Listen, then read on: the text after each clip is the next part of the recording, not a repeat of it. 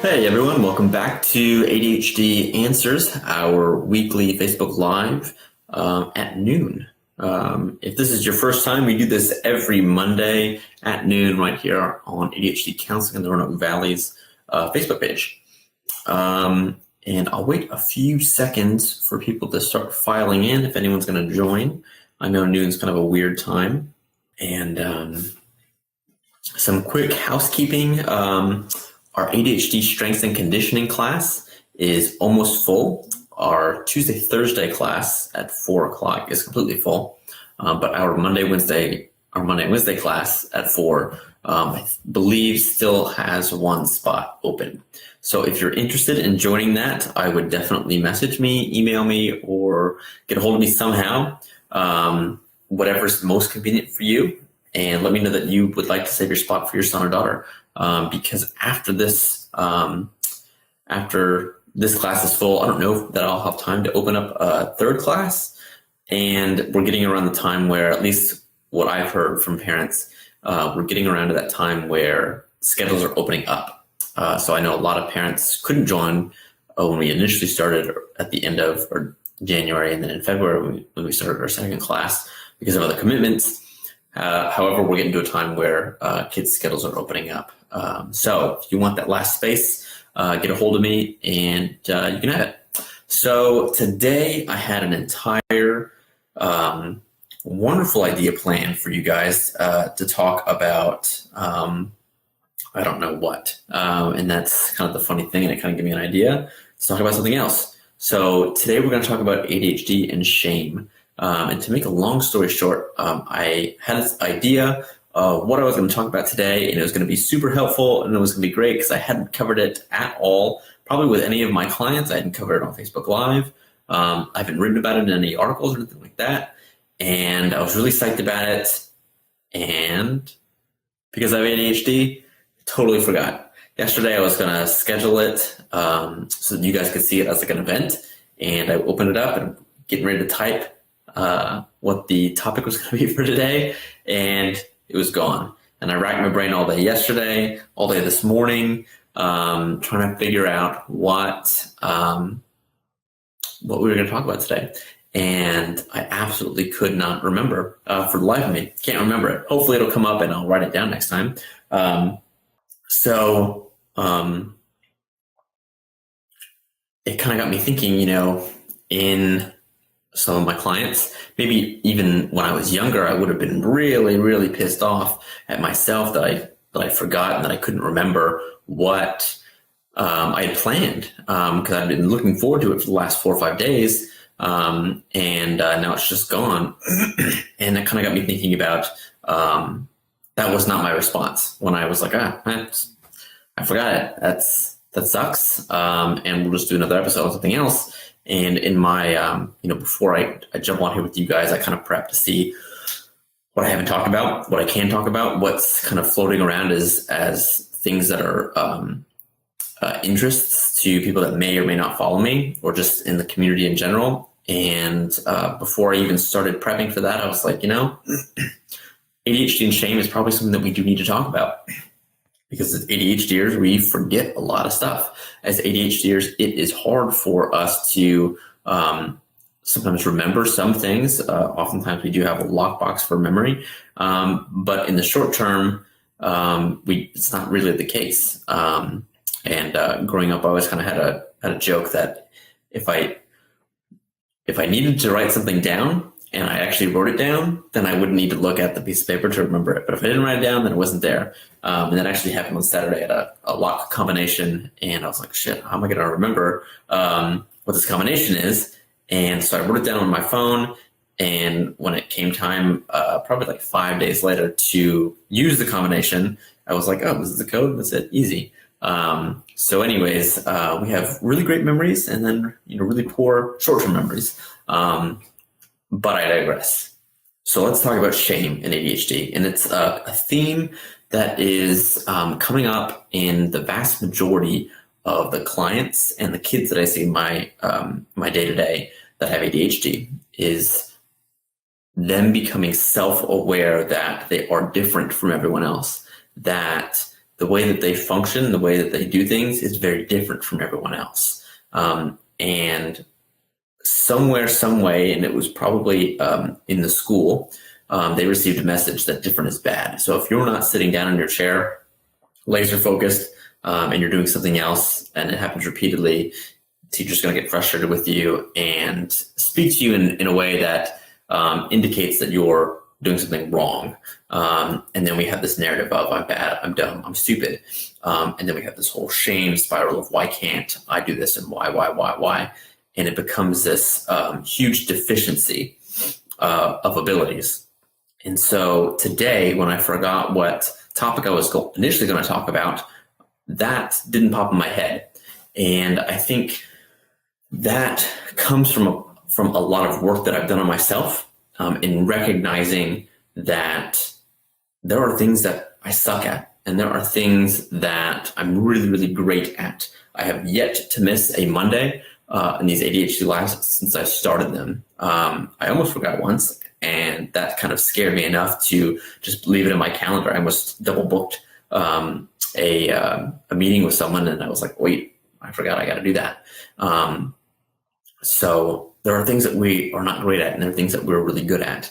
And I think if we could help our children, or even ourselves, if we have ADHD, get to a place where we're more appreciative of things that we're really good at, the things when we do slip up, it's not that big of a deal, or at least we don't take that on in such. We don't take the weight of that on and carry it for days and days and days, or even hours. I forgot that topic, and it's like, yeah, that's just who I am. That's something that I do. But I'm not going to let that instance affect the information I'm going to bring to you all, because this is a strength of mine. This is an expertise of mine, is to help all of you understand ADHD, to help your children, and to help our community. That one mistake or that instance of forgetfulness should not impact all the other great things that I'm doing in my day. And that's why I love a strength-based model, is because we can help our children, or help our kids really understand that, yeah, you messed up. So what? Now go about your day doing the regular things that you would be doing that you're already awesome at, whether it's particular subjects, whether it's sports, whether it's art, whether it's, whatever it is. You have a hard time with this, and that's unfortunate and that sucks. However, you're great at all these other things. And just because you struggle with this one thing, or maybe it's, we're ADHDers, it's probably more than one thing, but you're exponentially better at these other things. And the weight of what you're amazing at and the weight of what you're not great at is not equal, right? Your positives are way higher than the few negatives that you carry with you. And if we can help our kids to understand that discrepancy of, I just have a bad memory, and let's go about our day, they're not taking on that shame. And then they don't begin to have this spiral of I'm dumb, I'm stupid, I'm less than, and this negative self-talk in their head. The self-talk in their head is more along the lines of just being focused on doing what I'm good at. And maybe even being cognizant of, okay, I'm really great at this art stuff, but now I have to do math. So now, because I know that this is not going to go as well as art, I can bring a little bit more attention to what I'm doing, and attention and intention to what I'm doing. And it's not because I'm dumb, it's because all my gifts are over here and I have to do this for school or work or whatever it may be. And now I just need to focus a little bit harder on this. And of course, that's not a conversation that comes in a few sessions, or having your child watch this video. That's not something that's going to immediately click on them. It is a thought pattern that needs to be ingrained and that needs to be repeated, so that your children commit that to memory, commit that to their long-term memory, not their short-term memory, where they are telling themselves, I'm not great at this, so I should kind of buckle down and zoom in on this. Recognizing your strengths are just as important as recognizing your weaknesses. If we walked into a room with all of our strengths and no one told us that the next room we're gonna walk into is a bunch of our weaknesses, chances are it's gonna be a huge stumbling block to get through that room of weaknesses. So if we can pause and help our kids to pause and analyze, right, this is not something that I'm great at, but I can get it done if I have these things in place. And it becomes a piece of empowerment and not a thing of shame. It has nothing to do with intelligence. This is not your skill set, and that's 100% totally fine. Not everyone's going to be great at the same things as everyone else. And that's fine. And that is great. So we just need to help you figure out what you're really, really good at and how to either weather or how to at least manage the things that you're not great at. And we definitely don't need to internalize it. And that, I think what it boils down to is not repeating that to your child. I think it needs to be something where your child is telling themselves that. And that's kind of a hard thing to teach, because they need to believe that I'm really, really good at this stuff. I'm not necessarily super poor at this other thing.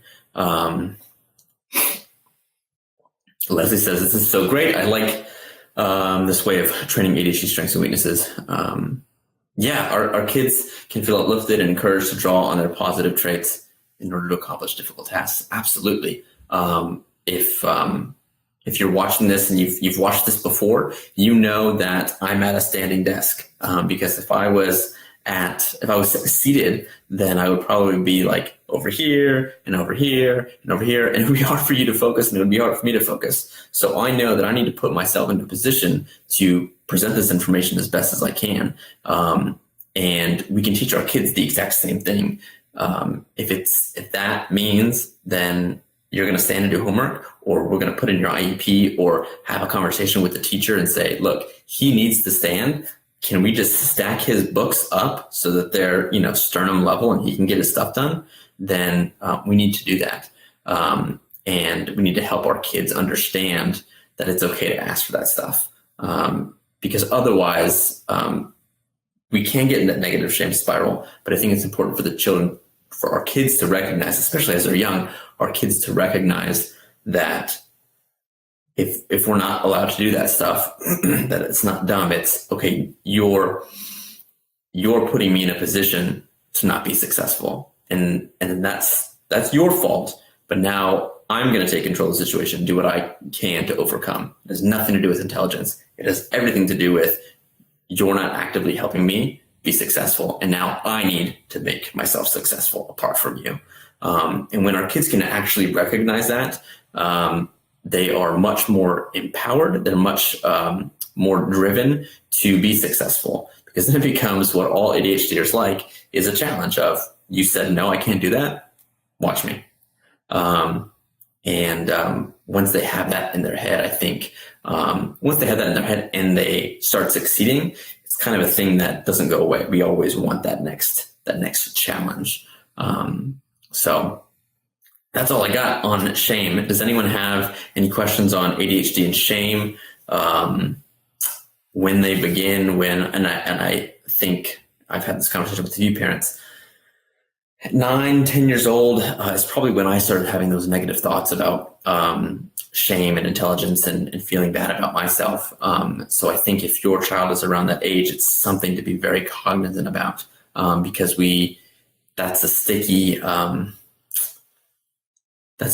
situation to get out of. That's a hard mentality to break, especially as you get older and things get a lot harder for you. Like when you go to middle school and high school, it's a hard cycle to break, thinking that you're less than.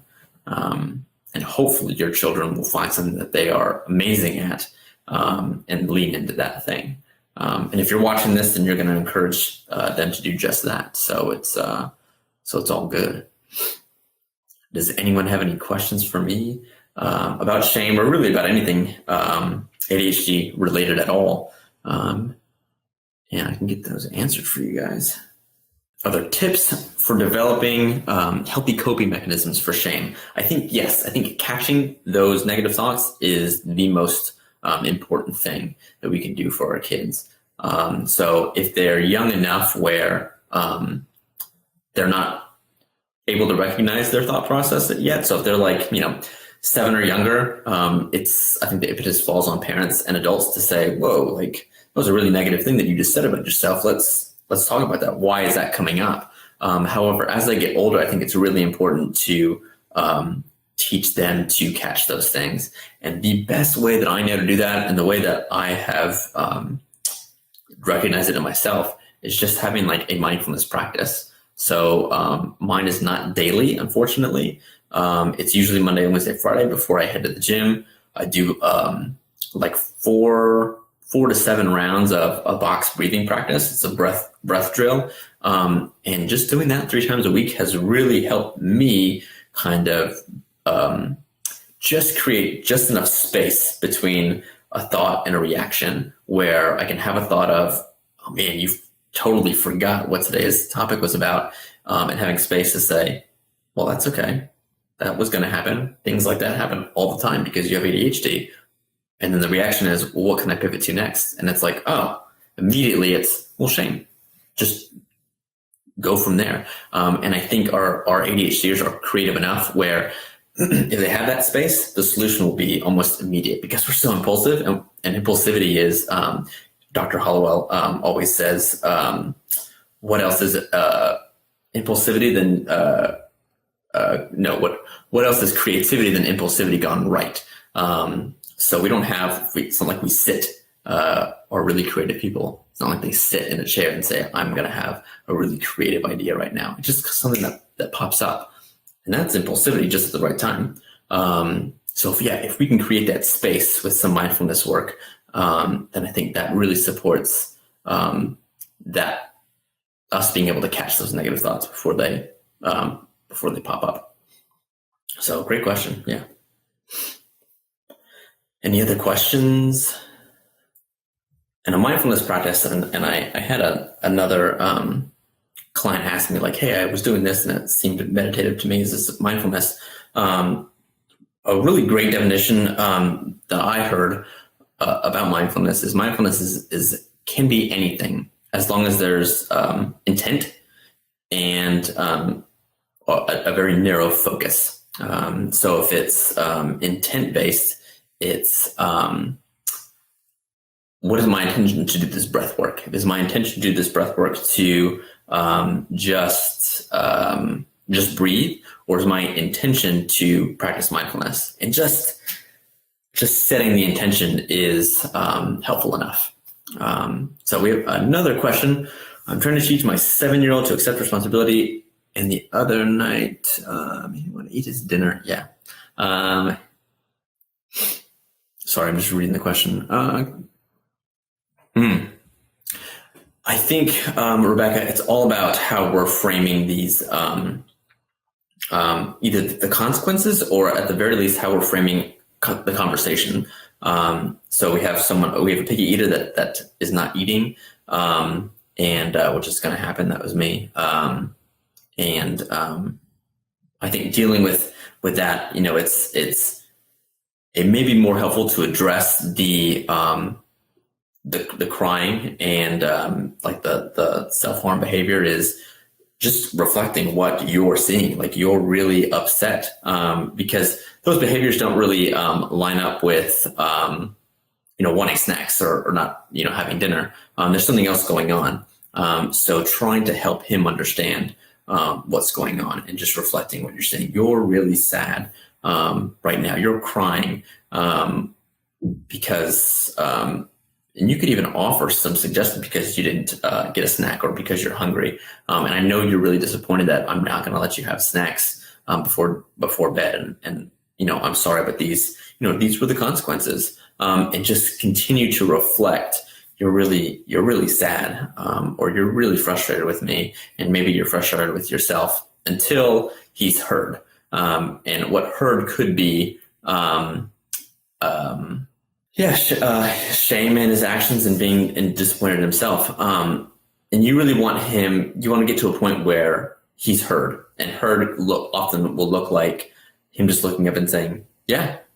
And then you know that in your kind of like throwing out emotions, like you're really frustrated, you're really sad, you're really this, you're really that. When you hit the right one, and it may take, you may go over sad 8 times, and then you finally say it, and he's in a position to process, what you just said, and then he can acknowledge, yeah, I am sad, and then you have opened the door to not only label his emotions, but also you open the door to have a conversation of consequences. And if we can connect to that logical part of his brain, because if he's crying and he's having any kind of emotional reaction, he's all left brain. But if we can connect with him and bring him over to his logical side, then we can have a discussion of, well, do you even know why you were punished? Or, these are the consequences. And then you can have that conversation. And then it's solidified that he knows if A, then B. And of course he's going to,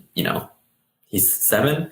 Of course he's going to not want to eat his vegetables every once in a while. But at least you'll know that you have given him the information that he needs to at least try to make a good decision. And that kind of gets us into impulsivity, and maybe he's not ready to have like what we talked about. Mindfulness is that space. Maybe he's not there yet. But at least you're giving him the tools, and you're introducing these tools to him now, rather than,